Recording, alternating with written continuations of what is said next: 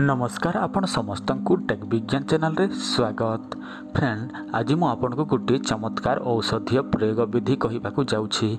अधिकांश स्त्री माने अछंती ता सहित पुरुष माने अछंती जो मानकर धातु समस्या होइथाए। देखंतु एही धातु समस्या उभय स्त्री एवं पुरुष दुहें को होइथाए। एमिति नाही जे स्त्री को होए पुरुष को नाही, पुरुष को होए स्त्री को नाही।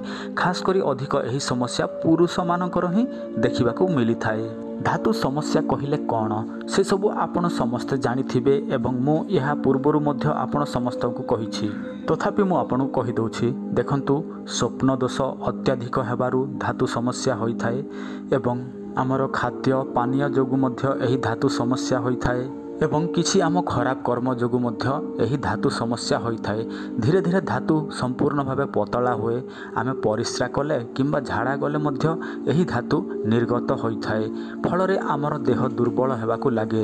यह एक गुप्त समस्या होइथिबारु एहा अधिकांश लोक कौनसी डॉक्टर पाखकू जानती नाही किंबा काहाठरू ए माने परामर्श मध्य नियंती नाही। फलरे सेमानक शरीर क्षीण हेबाकू लागे एवं सबु बेले सेमाने चिंतामग्न होइकी रहिथांती।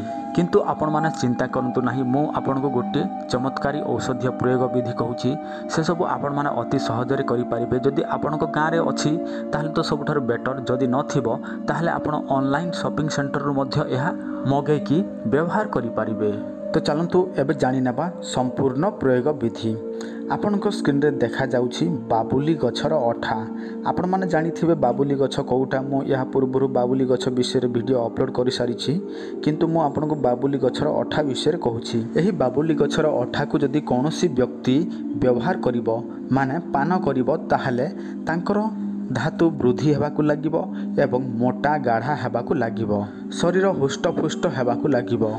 जेते मध्य धातु समस्या थिबो से सब दूर हो जिवो। एबे वर्तमान प्रयोग विधि आपण माने जानि नियंतु। सर्वप्रथम आपण कोन करिवे, एही बाबुली गछर अठा को आपण चूर्ण करि नेबे।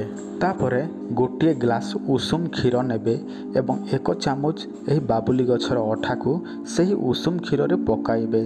ता सहित अध चामच मिश्री गुंड नेबे। तापरे आपण भलो भाबे घांटी देबे एवं सकाळु आपण खाली पेटरे एहा को पान करिवे। एही भावे जदि आपण मासे रु 2 मास किंबा 3 मास व्यवहार करती ताहले देखिबे एहार चमत्कारी फायदा। किंतु सबुठारु इंपोर्टेंट कथा, एहा आपण रेगुलरली व्यवहार करबाकू पड़िबो। एमिति नै जे आपण दिने व्यवहार करिवे 2 दिन छाड़ी देबे, सेमिति केबे मध्य करिवे नाही। पूरा रेगुलरली एहा को व्यवहार करिवे। एहा पीला परे आपण घंटे पर्यंत कोनोसी आउ खाद्य द्रव्य सेवन करिवे नाही। आशा करुछि मो आपन को जहाँ इनफॉरमेशन देली से सब आपण निश्चय करि पारिबे। आउ गोटे इम्पोर्टेंट इनफॉरमेशन, एबे वर्तमान जो माने ताबीज पाई ऑर्डर करथिले से मानकर ताबीज टिके लेट होउछि, कारण एमिति गोटे इम्पोर्टेंट जिनिस वर्तमान आम पाखरे अवेलेबल नाही। सेति पई आमे टिके अपेक्षा करजो। से सब आसी गला परे आपनकर ताबीज आपन को सेंड कर दिया जिवो। होय तो सोमवार किंबा मंगलवार दिन आपन को सेंड कर दिया जिवो।